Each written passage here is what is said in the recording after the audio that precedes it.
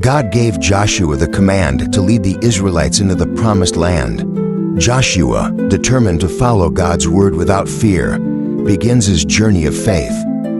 As the priests carrying the Ark of the Covenant stepped into the Jordan River, the waters stopped, and the Israelites crossed on dry ground. God's miracle was with them. Rahab hid Joshua's spies and ensured their safety. She believed in the God of Israel and was certain that his will would prevail. The Israelites quietly marched around Jericho as commanded by God. Their march was a journey of faith. The priests led the procession, carrying the Ark of the Covenant.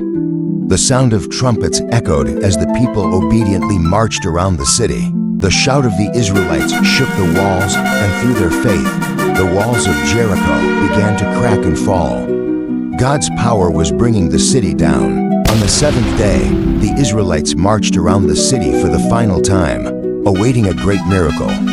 With the sound of the priests' trumpets, the moment of God's promise drew near. Joshua led the Israelite army through the fallen walls into Jericho. The city had been conquered by God's power, and the people gave thanks for his guidance. The shout of the Israelites shook the walls, and through their faith, the walls of Jericho began to crack and fall.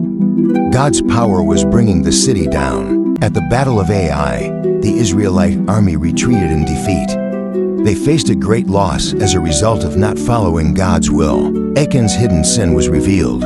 His wrongdoing had caused Israel's defeat, but now they were cleansed before God and could move forward in restoration. When Joshua prayed, the sun stood still and the moon stopped in its place. God gave Israel more time to secure victory in the Battle of Gibeon. Joshua, following God's command, distributed the land of Canaan to the 12 tribes of Israel.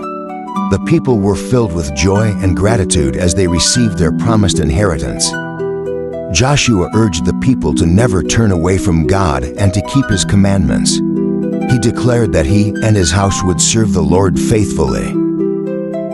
After Joshua's death, the Israelites remembered and honored his leadership and faith. His life was one marked by obedience and faithfulness to God's commands.